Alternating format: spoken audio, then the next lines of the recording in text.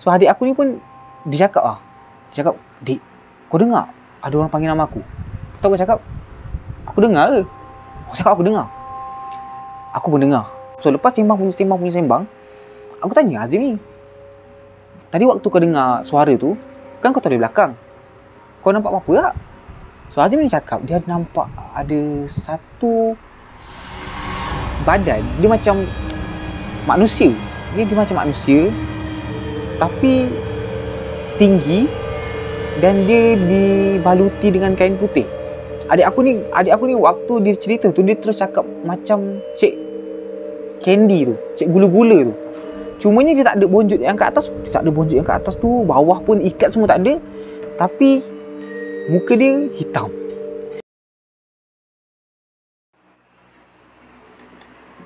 Panas cok. Jika yang paksa aku pakai benda ni. Tapi itu kisah pertama untuk kompilasi seram malam raya kita malam ni.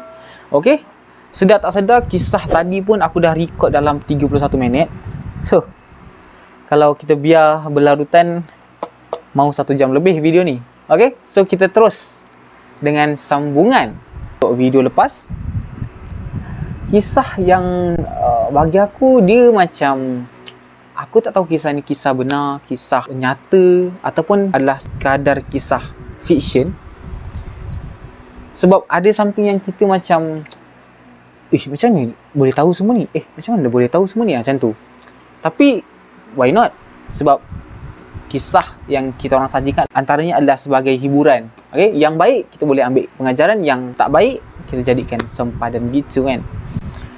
So jom kita terus dengan kisah kedua malam ni. Alright. Sebuah kisah seram yang aku bagi nama, jap, belum intro lagi kan? Korang pergi layan intro dulu, sementara aku layan kuih ni. Let's go.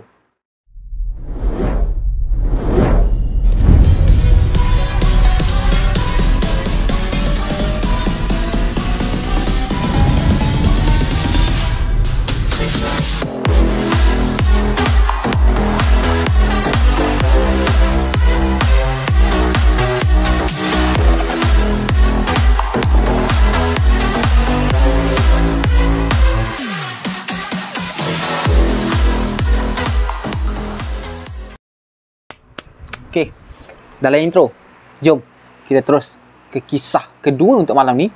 Masih berada dalam kompilasi seram malam raya. Sebuah kisah yang cukup tragik, sebuah kisah seram yang kita orang bagi nama Sumpahan Syawal.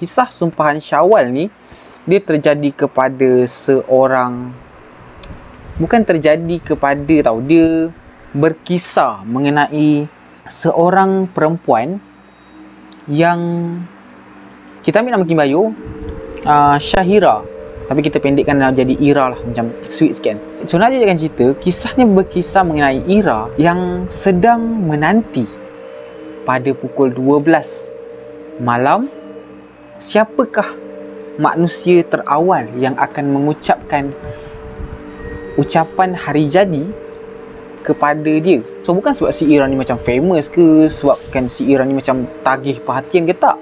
Cumanya sebab dah 2 tahun dia tak dapat wish daripada sesiapa. Macam kita 2 tahun tak raya. So si Ira ni pun tunggulah. Tunggu 12 1 minit, 12 suku, 12.30, 1, tak ada orang wish. So si Ira ni pun kecewa lah. So terkuburlah harapan si Ira, terutamanya bagi insan yang sangat disayang, which is kekasih dia, yang kali ni aku tak boleh ambil nama Kim Bayu sebab nama dia sendiri adalah nama yang menjadikan dia sebuah kisah yang dapat dimuat dalam kompilasi ni, iaitu Syawal. So Ira ni sedih lah bila dia tak dapat wish daripada orang yang sangat disayang, which is kekasih dia, Syawal. So berbalik kepada Syawal, si Syawal ni waktu ni Syawal ni tengah bekerja, mungkin dalam pukul 11 malam juga, sebab waktu tu dah closing kedai tau. Dia ni macam kedai makan lah. So dia pun lap meja semua, lap, tengah bersihkan, nak tutup kedai dah. Tiba-tiba kawan dia, okay, member dia, si Haziq tanya, Wal, kau asal? Kau dari tadi aku tengok murung ke? Kau orang malam-malam macam ni lah, kau nak sembang-sembang ke apa? Dah closing kedai, kau asal? Tengok kau murung ke? So si Haziq pun macam tengok member dia tengah sedih, tengah murung kan. Lepas tu dia macam, kau asal? Sembang dengan aku, ada masalah ke? Lepas tu si Syawal ni macam, dia just giling kepala. Dia tak cakap apa-apa, tak kata putus ke apa, dia just giling kepala. And then si Haziq macam tengok member dia tu sedih semua, dia macam, pasal Ira ke? And then si Haziq terus pergi. Dia nak biar si Syawal ni cool down dulu, sebab kita tak tahu, mungkin dia ada masalah dengan Ira, kekasih dia tu kan. So habis dari kerja, si Syawal ni pun balik rumah and landing atas sofa dia, rehatkan badan. Dan dia terus terflashback balik 2 tahun lepas. 2 tahun lepas, si Syawal ni masih bekerja dekat kedai yang sama. Cuma waktu ni dia single lah, dia tengah kerja, cari duit semua. Sampailah Ira, seorang gadis yang dikatakan cukup-cukup cantik, yang Ira ni kalau masuk kedai semua orang macam pandang dia. Tak terlepas si Syawal ni lah. Walaupun Syawal ni dia bukanlah jenis yang macam kau nampak perempuan dia terus suka, tak. Dia memang, dia kata kalau perempuan tu perempuan yang berpendidikan, dia macam tolak awal-awal lah. Sebab maybe dia sedar yang kalau dia nak cari perempuan yang biasa. Tapi tak untuk si Ira. Ira ni dia kata macam lain macam lah.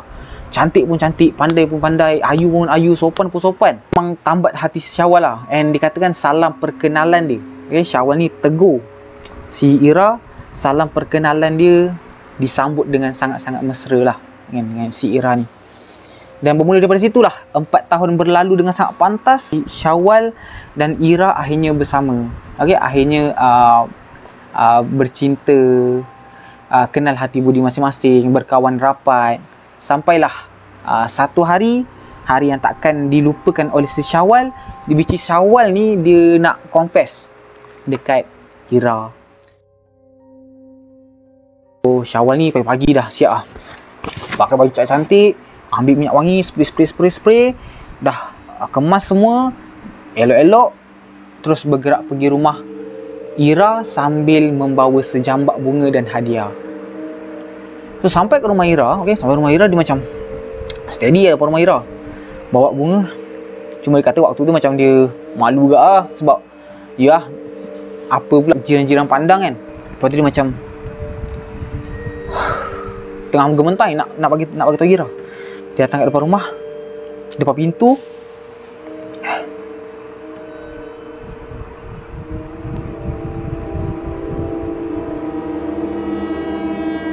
Dia cuba dekati pintu rumah si Ira ni, sebabkan dia dengar ada suara gelak tawa daripada dalam rumah tu. Kalau gelak tawa si Ira je, dia tak kisah. Tapi masalahnya, gelak tawa tu turut diselangi dengan suara lelaki. Waktu ni si Syawal ni memang dah tak tahan lah. Syawal ni macam depan rumah dah menggeletar. Dia tak boleh terima. Kalau lah si Ira ni dapat kat tangan orang lain, memang dia tak boleh lah. Dah 4 tahun kot. So dia macam wah ajar. Dah tu dia menggeletar, dah bengang gila lah. Apa yang dia nampak depan rumah si Ira ni adalah pasu je. Nampak pasu ni je. Dan menurut kisah yang aku baca ni, si Syawal ni pun terus buka pintu.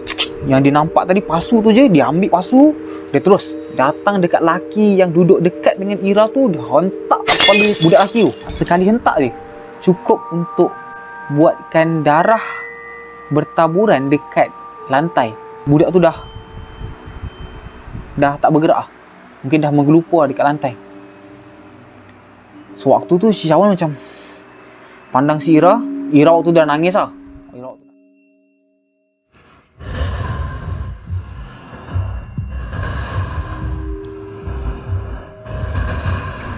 Ni jantan ni yang kau nak sangat kan? Aku dah bagi kau macam-macam lah. Aku rasa dalam hidup aku dah korbankan segalanya untuk engkau, Ira. Tapi kau still pilih jantan ni kan? So hari ni, kalau kau nak sangat dengan jantan ni, aku akan pastikan detik ni kau pergi dengan dia. So dia ambil pasu tadi, dia hentak kat kepada Ira, and Ira pun sama-sama jatuh ke atas lantai and tak bergerak. So waktu ni memang bagi aku Syawal ni memang puas lah bila dia nampak laki yang dia bengang mati, and kekasih yang dia puja selama ni tak jatuh ke tangan orang lain. And apa yang aku macam baca, apa benda ni macam gila betul kan. Si Syawal ni dia ambil mayat dua orang ni, dia potong mayat dua orang ni, dia potong bagi jadi bahagian-bahagian kecil, dia masuk dalam plastik, and then dia tanam dekat belakang rumah dia. Sampailah yang akhirnya dia dapat tahu yang sebenarnya budak lelaki yang gelak dengan Ira tu adalah adik Ira sendiri. Which is waktu tu Ira ni duduk dekat taman perumahan. Kalau korang pelik lah kenapa tak ada mak ayah semua kan. Tapi waktu ni Ira ni duduk rumah sewa. So mungkin dia orang duduk kat taman perumahan. So memang tak adalah mak ayah. So mungkin waktu tu adik dia berkunjung, and waktu tu pula si Syawal ni datang, and dia dengar macam tu, dia terus bunuh kedua-dua Ira dengan adik dia. So kembali, okay, tadi flashback ni kembali dekat waktu sekarang, di mana Syawal ni dia tengah lepak tadi kan. Dia dah terbayang semua, dia lepak dekat atas sofa dia. Tiba-tiba dia dengar loceng pintu dia berbunyi. Lepas tu dia macam,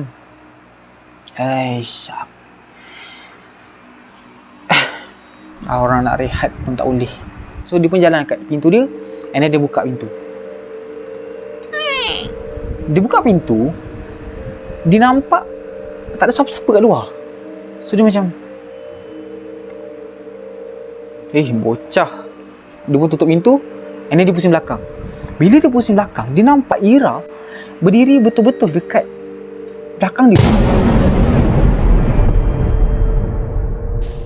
So si Ira tu datang.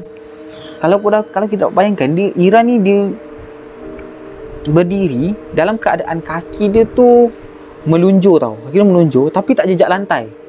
So dia terbang mendekati si Syawal. Makin lama makin dekat tau. Makin lama makin dekat. And apa yang menyeramkan bila si Ira ni cakap, Syawal,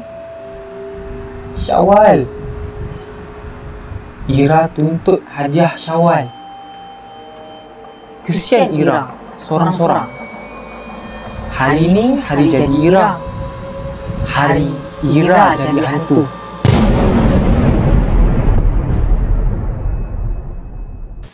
Dia cakap macam tu. Bila dia cakap macam tu, dia dekat dengan si Syawal. Syawal terus buka pintu. Nasib baik boleh buka pintu. Kalau kau terkunci. Dia buka pintu, and then si Syawal lari dekat keluar daripada apartment dia. And secara tiba-tiba si Syawal ni dihentak dengan satu pasu yang entah datang dari mana, and then dia tersungkur, jatuh and mati. Dan bila keesokan paginya, bila polis datang and buat siasatan bersama dengan Haziq. Waktu tu Haziq datang dah, tengok member dia terjatuh macam tu, berdarah kepala. Dia sedih lah, kehilangan seorang member dia. Tapi apa yang pelik dalam kes Syawal ni adalah dekat rumah Syawal tak ada satu pasu pun yang pernah Syawal beli. Which is kat rumah dia tu kosong.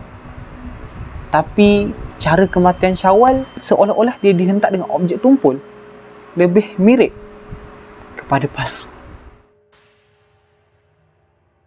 So kisah sumpahan Syawal ni aku macam, ini dah cerita drama dah ni. Cerita macam cerita kalau malam raya, kalau korang buat cerita malam raya, ni cerita dia. Cuma itulah, macam aku cakap tadi, ada beberapa cerita yang aku rasa macam pelik juga kan. Sebab kalau Syawal mati, macam mana kita boleh dengar kisah dia flashback? Dia pernah cerita ke orang lain ke? Ataupun macam mana orang boleh tahu dia mati dengan pasu sedangkan orang tak nampak pasu tu? So benda-benda macam tu lah. Cuma boleh jadi juga adalah kisah ni kisah benar, tapi ditokok tambah ataupun diolah balik untuk jadikan kisah ni tutup aib si mati, atau nak cover benda-benda yang tak sepatutnya dibongkarkan. So boleh jadilah sebenarnya cerita ni mungkin kisah benar tapi dah ditokok tambah dan diolah supaya kisah ni tak lebih mirip kepada kisah sebenar. Tapi apa-apa pun kisah ni worth it kalau nak kongsi. Sebab bila aku dengar ni macam okay, boleh kongsi. So walaupun kisah ni macam orang boleh petikaikan lah macam kesahihan dia, tapi who care? Siapa kisah? Sebab kisah-kisah dalam fizik skrim pun memang kita cerita bukan untuk kita tahu betapa sahihnya cerita tu, tapi pengajaran apa yang kita boleh dapat dalam sesebuah kisah. So sedar tak sedar kita dah masuk pun kisah ketiga, which is kisah terakhir malam ni. So korang macam segar lagi tak? Ke korang nak kita orang berhenti dulu untuk sambung minggu depan? Kalau tak nak, jangan lupa subscribe, komen, like and share, and jangan lupa hit notification button supaya korang tak terlepas satu pun video daripada fizik skrim. Tak kisahlah fizik bedtime, fizik skrim, ataupun fizik fact, ataupun fizik review sekalipun, hopefully korang tak terlepas lah bila kita orang keluarkan notification. Okay, so jom kita terus ke kisah ketiga malam ni. Sebuah kisah yang cukup menyeramkan and sunyi kalau jadi dia. Sebuah kisah yang aku bagi nama Beraya Tanpa Kepala.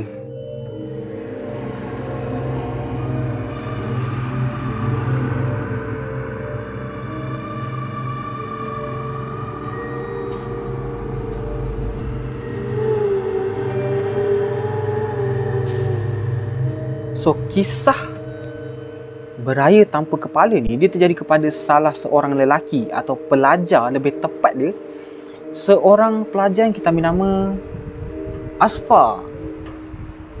Tapi aku just nak clarify, okay? Sebab kalau korang perasan malam ni kisah yang kita orang kongsi banyak pasal orang tu mati lah, orang ni mati tiba-tiba jumpa tepi jalan lah, ni pembunuh pula jadi hantu, pembunuh, lepas tu ada yang jadi hantu pula. Dan masalahnya kita orang guna nama korang, okay? Nama Kim Bayu. So aku just nak clarify, nama-nama yang kita orang guna, nama korang yang kita orang guna bukanlah kita orang nak doakan korang jadi pembunuh ke apa, perompak ke, nak jadi ni mati awal, tak adalah, okay? Kita orang just nak abadikan nama korang dalam kisah-kisah seram fizik skrim. Sebab one day mungkin kalau aku dah tua kan, lepas tu kita terjumpa kat luar, lepas tu anak cucu kita tengok, and then korang boleh share macam ni Atuk hantar dulu nama dekat diorang ni tak percaya ni, buka ni, kan lagi macam sweet moment ada kat situ. So berbalik kepada kisah Beraya Tanpa Kepala, si Asfar ni waktu tu tengah tidur tau. Dia tengah tidur, tengah duduk tidur, syok tidur. Tiba-tiba dia terjaga dekat dalam dom. Asal sunyi sangat dom aku ni, selalu dah bising. 12.30 hari, tengok jam 12.30 hari. Weh, Man, Jai, Poji, Zakuan. Macam kenal le. So kepada pelajar Uniza kat sana, jangan lupa komen.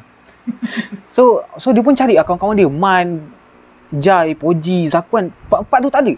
So dia pun macam, asal tak kejut aku dah pukul 12 pagi ni. Tapi mujur waktu tu tak ada kelas sebab diorang dah memasuki fasa untuk balik beraya tau. So dia macam, diorang takkan diorang tinggal aku. So si Asfar ni macam, takkan diorang tinggal aku botak dia. Aku dah tak pipi apa. Dia pun turun daripada dia punya katil, and then dia tengok, dia cari kawan-kawan dia, tak ada. Memang sah, kawan-kawan dia semua dah balik beraya, tak tunggu dia. So dia pun macam, korang memang kawan paling letop tahun 2022. So Asfar ni bangga, dah Marah pun tak guna. Lepas tu dia pun keluarkan bag luggage dia daripada bawah katil yang dah berhabuk 1 sen tak guna. Dia buka. Kawan masa senang je ada. So dia ambil lah baju-baju dia, baju mak nenek mana dia ambil semua, dia masuk-masukkan. Korang tinggal aku macam ni je, dah nak beraya ni. Ni nak minta maaf ni. Dia pun masuk, dia packkan baju-baju dia semua. Lepas tu dia lantak. Dia pun cari barang-barang yang takut yang dia tertinggal. Tengok kat almari, tengok kat meja belajar. Aduh, assignment lagi. Dia macam, waktu dia dah nampak assignment atas meja dia berlambak. And assignment tu kena bawa balik pula. Dia macam, sebab dia kata prof dia dah bagi tahu dah. Dah siap pesan awal-awal lah. Balik cuti, saya nak awak punya kerja ada kat atas meja saya. Dia dah, tadi dia dah bengang dengan member dia. Ni tambah prof dia pula dia. Yang prof ni satu hal.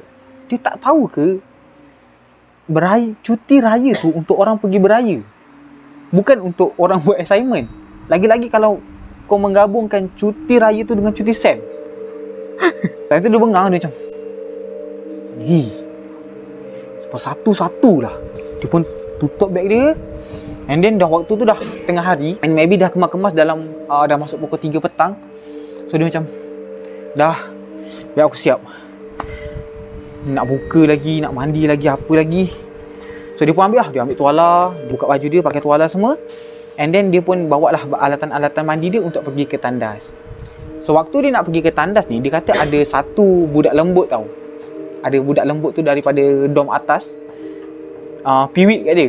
Dia macam menyakat lah si Asfar ni. Sebab Asfar tu tengah pakai apa ni, tuala je kan. Dia kata budak tu memang budak lembut. Cuma dia macam tak sampai hati lah. Sebab yelah, budak tu pun manusia. Dia tak minta pun lahir macam tu. Cuma maybe latar belakang dia ataupun suasana persekitaran dia menjadi asbab dia jadi macam tu. So dia macam, lantak engkau lah, aku nak mandi. So dia pun mandi lah. Pukul 3 petang macam tu, maybe dia mandi. Masuk buka shower. Tengah duk mandi-mandi, dia pun bersiul tau. And maybe kita boleh andaikan dia tengah humming lah. Tengah mandi tu dia humming.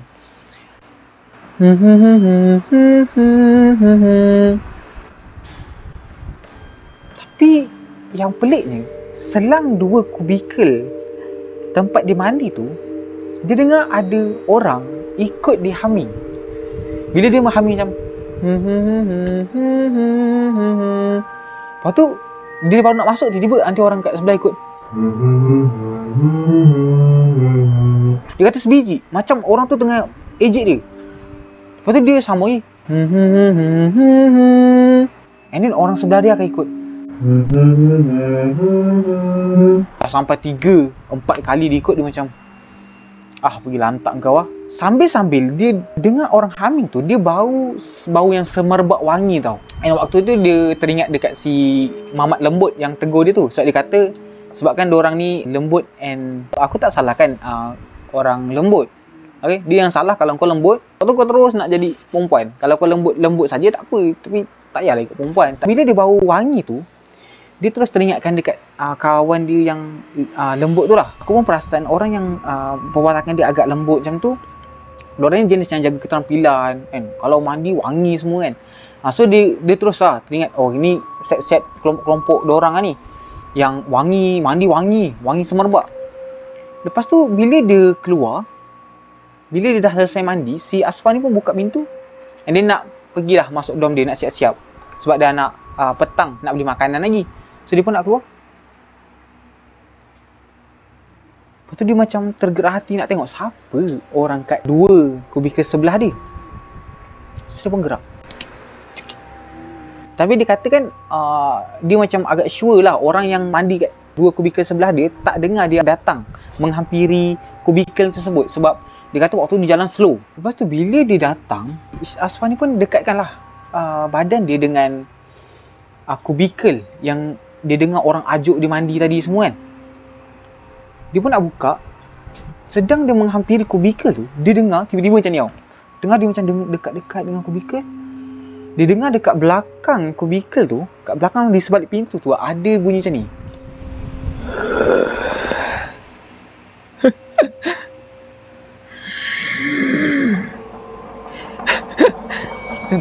Dia dengar ada orang macam berdengus dengan kuat dan gelak kecil. Dia dengar macam tu, lepas tu dia nak gerak macam, okey, lantak kau siapa, aku caw dulu. Nak caw, tiba-tiba dia dengar daripada dalam kubikel tu, orang tu matikan shower dia. Seolah-olah benda tahu yang Asfar ni ada dekat sebalik pintu dia tu. Terus dia lari lah. Asfar ni lari masuk dekat dom dia, siap-siap pakai baju, and then beli makanan. Okay, dia macam lantak lah benda tadi.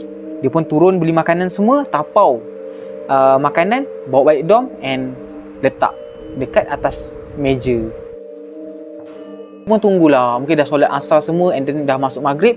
Dia pun tunggu berapa minit sebelum berbuka. So waktu tu dia tunggu-tunggu lah. Dia tengok barang-barang dia, tengok jam maybe, lepas tu tengok dia punya kuih tiaw goreng yang dia tapau tadi. Lepas tu dia macam, lupa pula aku beli top up. Sebab dia nak balik, so mungkin dia nak call lah mak ayah dia. Mungkin kalau dia dah sampai pekan ke, mak ayah dia boleh ambil dia. Lepas tu dia macam, tak apa, nanti lah, apa pun bagi aku santap dulu kuih tiaw ni, baru aku pergi beli top up. Lepas tu selang berapa minit azan pun berkumandang and dia pun berbuka puasa lah. So dah habis berbuka puasa, dia pun buka puasa hari terakhir. Okay, waktu tu belum yang raya awal, tak. Waktu tu betul raya esok harinya. So dia pun macam gembira, macam yes, puasa dah habis, dah sempurna puasa dia, dah boleh gerak balik ke kampung. So dia pun kemas-kemas barang, ambil luggage dia, ambil barang-barang apa yang patut, hoodie semua dah pakai. Tiba-tiba dia buka pintu.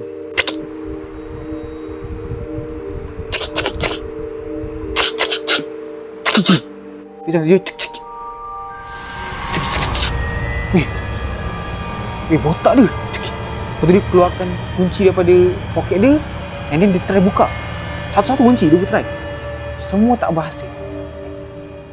And itu bermakna dia terkurung dekat dalam dom tau. Lepas tu dia macam, botak dia, siapa yang kurung aku dari luar ni? Apa benda weh? Takkan korang tak nampak lampu tu buka? So, macam mana ni? Cuak macam tu sebab terkunci. Member nak balik, tiket dah beli. So dia pun naik atas katil, and then dia tengok dekat tingkap tau. Di intai tingkap, satu dom gelap. Seolah-olah semua orang dah balik. Sebab dia kata waktu petang tu, dia just perasan ada 4 dom je, 4 bilik je yang masih ada lampu and ada orang berlega-lega. Tapi sekarang semua dah gelap. So which is maybe semua dah balik.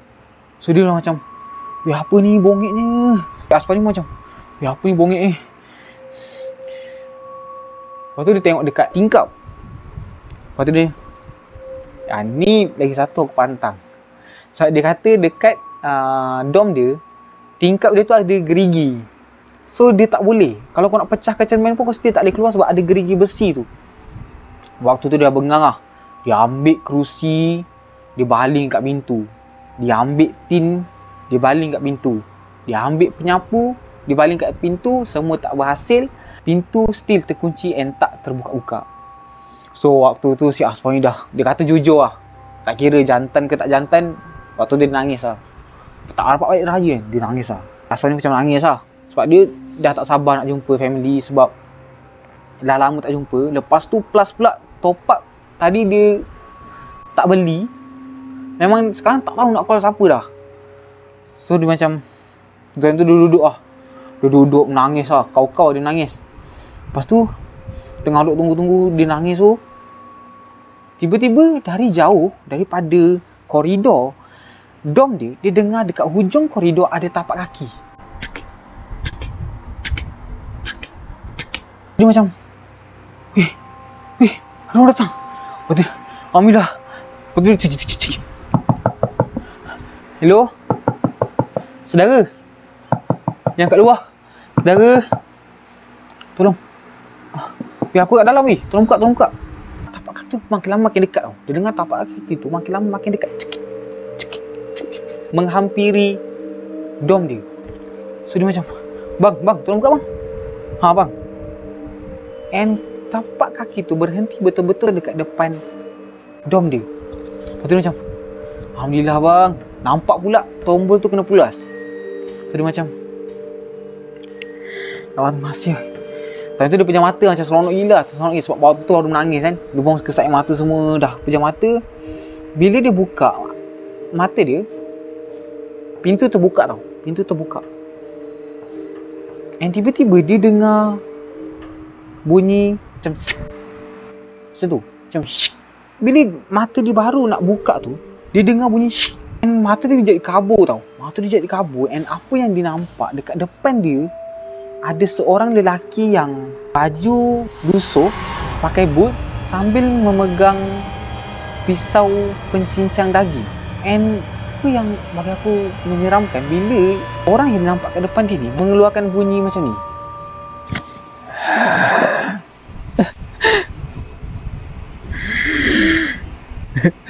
Macam tu. Sama bunyi yang dia dengar dekat dalam kubikel. Dan bila mata dia makin kabur, pandangan last dia nampak lelaki tu yang awalnya baju putih lusuh, sekarang ni dah ada percikan darah tau kat baju lelaki tu. Dalam hati si Asfan ni macam, asal kau buat aku macam ni?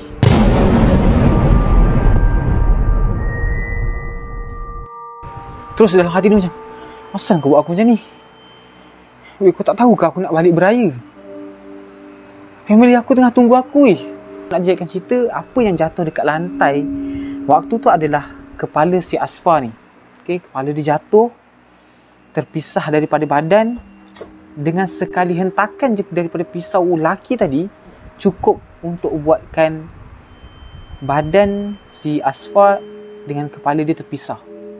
Dan aku tak tahu kalau kisah ni kisah benar, tapi ada 4 benda yang si Asfar nak sampaikan. Which is, pertama, si Asfar ni cakap pesanan buat ke 4 kawan dia yang tinggalkan dia tu. Kalau korang tengah tengok tiba-tiba kan, kepada Man, Jai, Poji dengan Zakwan. Okay, yang tu pun bukan nama sebenar tau. Si Asfan cakap, aku tak sabar nak tengok reaksi korang bila habis cuti raya nanti, korang masuk dom, korang nampak badan aku dah tak ada kepala. Pesanan kedua, si Asfan cakap, mesti penat kan korang nak basuh darah aku. Yelah, darah bukan sikit. Nak pula kena lantai, lepas tu dah berminggu-minggu. Memang susah lah korang nak bersihkan. Pesanan ketiga, and pastinya malam korang tak tenang bila korang terfikirkan peristiwa ni balik. Dan pesanan keempat, si Asfan ni cakap, maka bermulalah urban legend seram untuk hostel tersebut.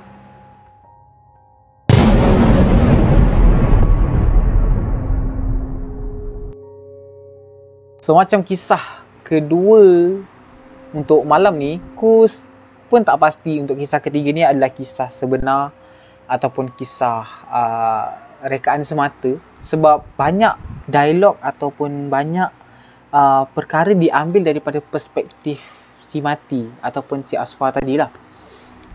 Cuma kalau kita nak fikir, kalau betul lah cerita ni, boleh jadi juga cerita ni adalah daripada kes sebenar yang orang tulis balik, tapi dia kalau nak tulis macam nak ikut kronologi, pada waktu ni si Asfar terkurung.